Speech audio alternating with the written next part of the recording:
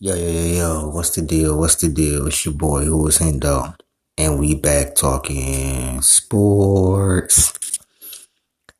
One of the worst trades in NBA history. And just another reason why the Clippers don't win chips.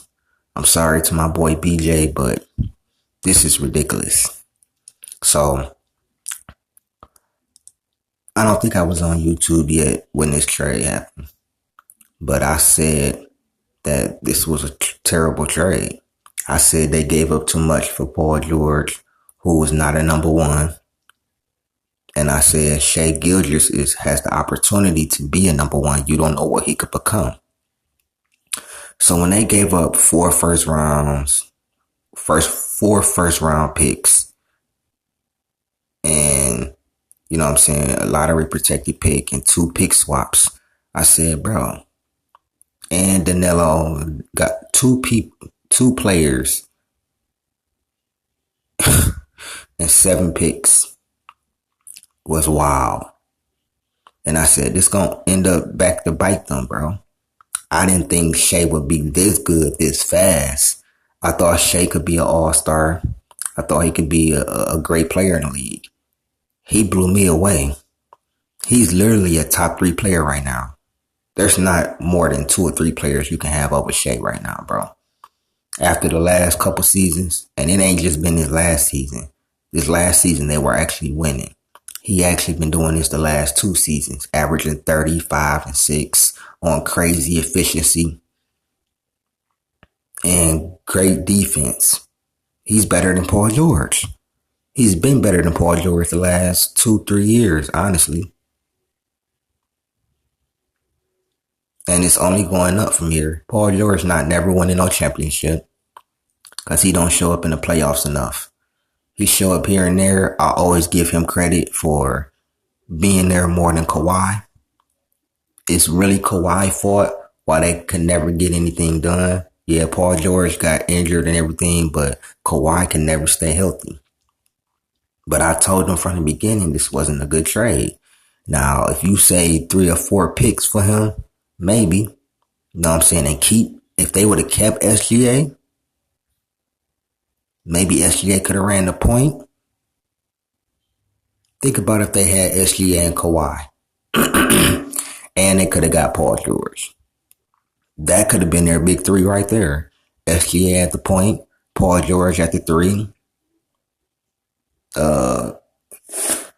Paul George at the 3. Kawhi at the 2. Or Paul George at the 2. Kawhi at the 3. They versatile enough. You know what I'm saying? Take SGA out this trade. And they still give up all of this. I don't think it's one of the worst trades. I think they still overpay for him, but they didn't even let SGA really develop. You could see the promise that was going on. And now SGA, one of the best players in the league, a top 5 at worst player in the league, bro. And you got the Clippers regressing, and now they just lost Paul George for nothing.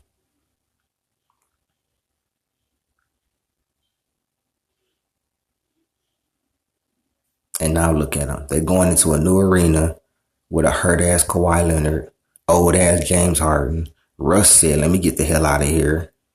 He got into a better situation. He had the MVP wanting him on his team. Jokic said, give me Russell Westbrook. That should show you something. All this bullshit people be saying about Russ and this and that. The MVP of the league said, please go get me Russ. I think that's going to work too, just in my opinion. But SGA has been 10 times better than I thought he would be this early. I thought maybe year 5, 6, he could win an MVP or be an all-star and be a great player in this league. But he's way better than I even expected with his development. And I think he should have an MVP right now. But that's another topic for another day. But this is just a prime reason why the Clippers don't win chips. They strip. Shout out my boy BJ Pull Up Podcast, though. But this is just ridiculous, bro. Once you look at this trade, bro, what, 4 years? Now it's been, what, 4 years, I think? It's even worse than what we initially thought it was.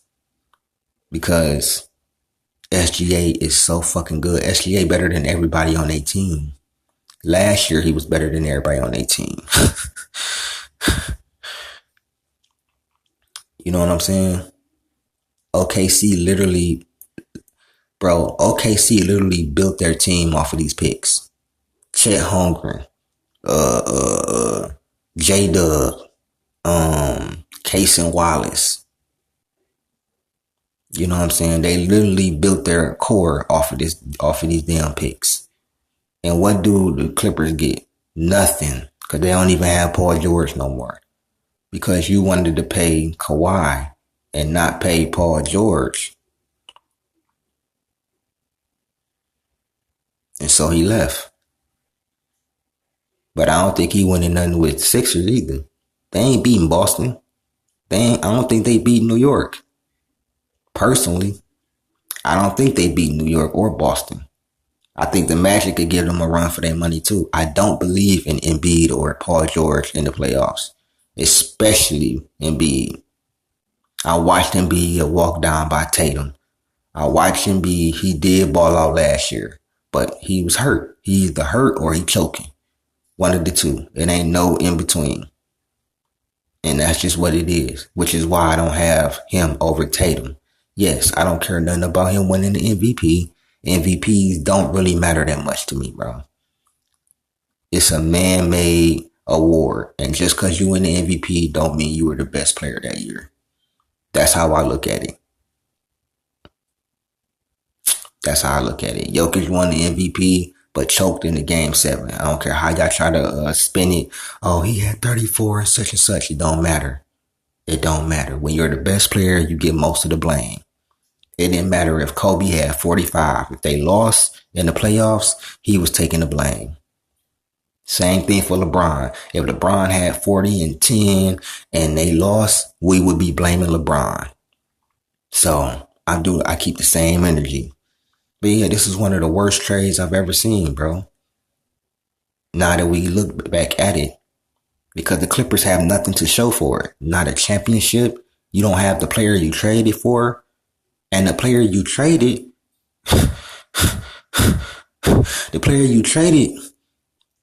is one of the top 5 players in the league. And all the picks you traded ended up being promising players like J-Dub, Chet, and so on and so forth. So at the end of the day, it's hilarious. And the Clippers, just a terrible organization. It's been Who Is Hendo with another video.